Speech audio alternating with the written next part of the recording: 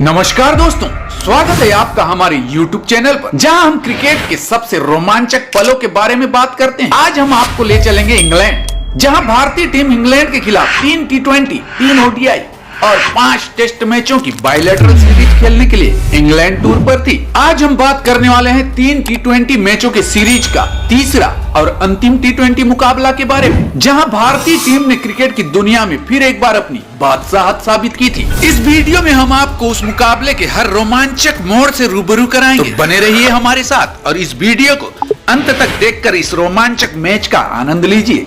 तो चलिए वीडियो को शुरू करते हैं। भारत का इंग्लैंड दौरा हमेशा से ही भारतीय टीम के लिए चुनौतियों से भरा रहा है। सन 2018 की सीरीज में भी भारतीय टीम से इंग्लैंड को कड़ी टक्कर मिल रही थी।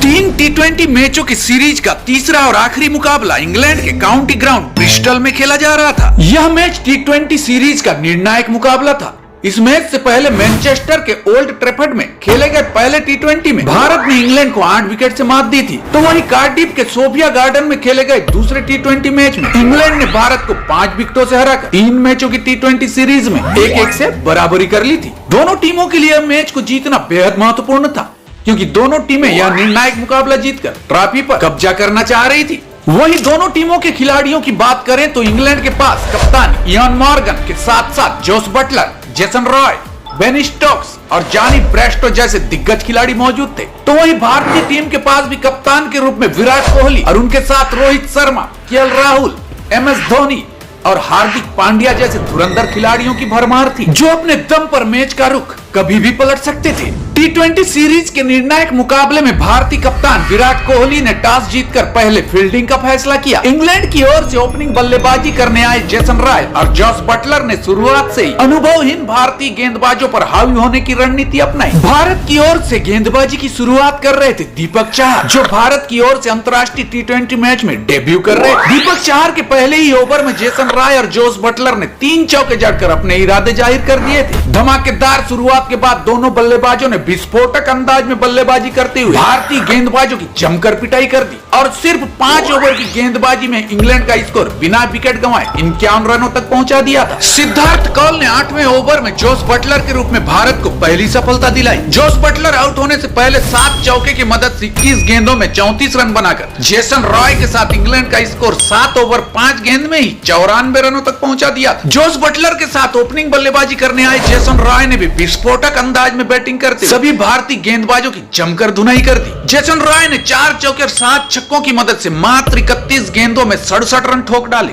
जब इंग्लैंड का स्कोर 10वें ओवर में 103 रन पर पहुंच गया था, तो जेसन रॉय को दीपक चहर ने धोनी के हाथों कैच कराकर इंग्लैंड को दूसरा झटका दिया और जेसन रॉय को वापस पवेलियन जाना पड़ा। इंग्लैंड का स्कोर एक समय 12 ओवर में 120 रन तक पहुंच गया था।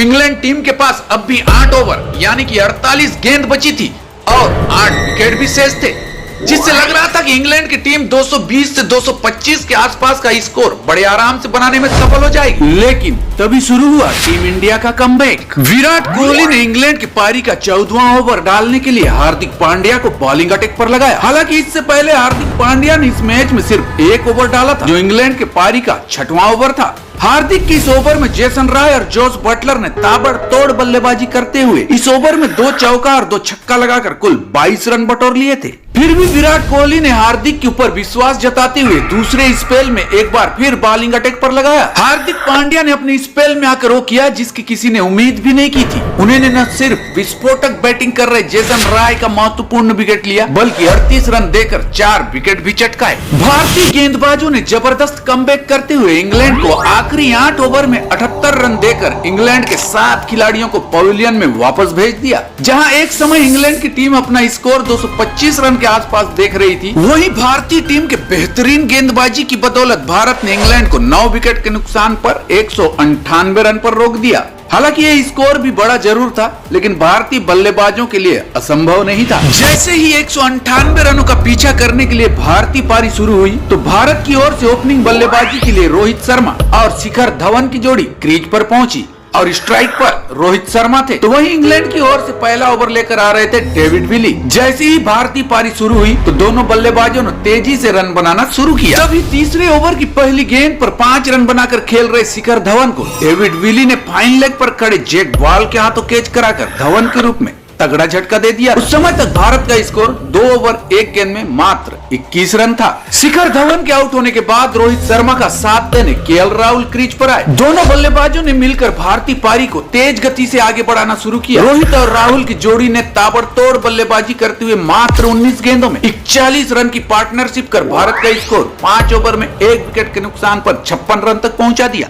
इंग्लैंड के कप्तान इयान मॉर्गन ने पावर प्ले का आखिरी ओवर जैक बॉल से करवाया, जो अपने पहले ओवर में 10 रन खर्च किए थे। जैक बॉल की पहली गेंद को केएल राहुल ने 6 रनों के लिए बाउंड्री से बाहर भेज दिया, लेकिन अगली ही गेंद पर जैक बॉल ने केएल राहुल को मिडान पर पीछे भागते हुए क्रिस जॉर्डन ने 6 रन के लिए जा रही गेंद को एक शानदार कैच में तब्दील कर राहुल को पवेलियन भेज दिया। 6वें ओवर में 62 रन की स्कोर पर केएल राहुल के रूप में भारत का दूसरा विकेट गिरने के बाद उनकी जगह बल्लेबाजी के लिए आए भारतीय कप्तान विराट कोहली। 2 विकेट गिरने के बाद रोहित और विराट ने पहले भारतीय पारी को संभाला, फिर दोनों धुरंधर ने मिलकर रन गति को तेजी से आगे बढ़ाते हुए रनों की बौछार कर दी। और इसी बीच 9वें ओवर में बेन स्टोक्स के दूसरे ओवर की दूसरी गेंद पर रोहित ने जबरदस्त बैकफुट पर कट शॉट खेलते हुए बैकवर्ड पॉइंट के क्षेत्र में चौका लगाकर मात्र 28 गेंद में अपना अर्धशतक पूरा कर लिया। जहां 10 ओवर के बाद इंग्लैंड का स्कोर 2 विकेट के नुकसान पर 111 रन था, तो वहीं भारत का स्कोर भी 10 ओवर के बाद 100 रन तक पहुंच गया था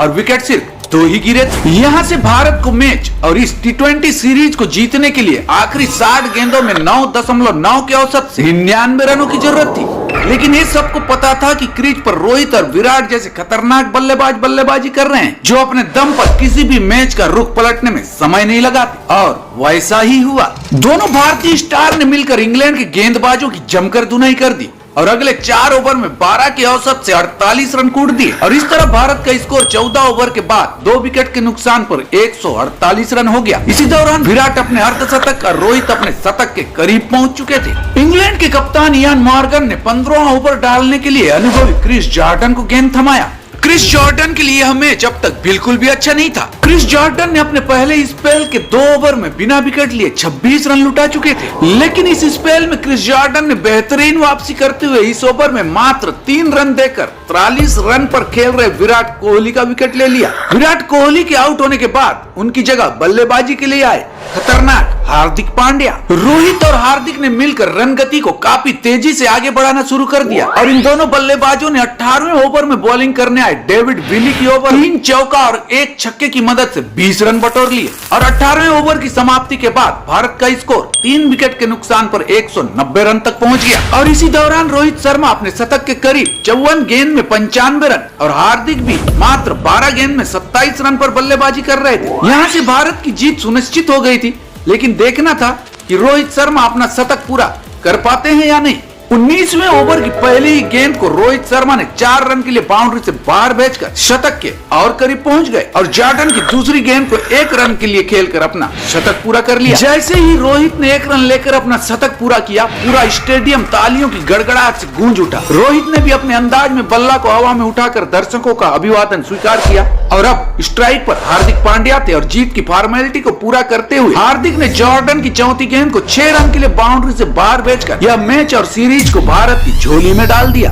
56 गेंद में शानदार 100 रन की बेहतरीन पारी के लिए रोहित शर्मा को प्लेयर ऑफ द मैच से नवाजा गया। तो दोस्तों, यह था इंग्लैंड के खिलाफ तीसरे T20 का वो रोमांचक मुकाबला, जिसने एक बार फिर साबित कर दिया कि इंडिया क्यों T20 क्रिकेट में सबसे खतरनाक टीमों में से एक है। अगर आपको हमारा यह वीडियो पसंद आया हो तो इसे लाइक और शेयर करना ना भूलें और हाँ, हमारे चैनल को सब्सक्राइब करें ताकि आपसे क्रिकेट के ऐसे और भी रोमांचक पलों का आनंद लेने में कोई कमी ना हो।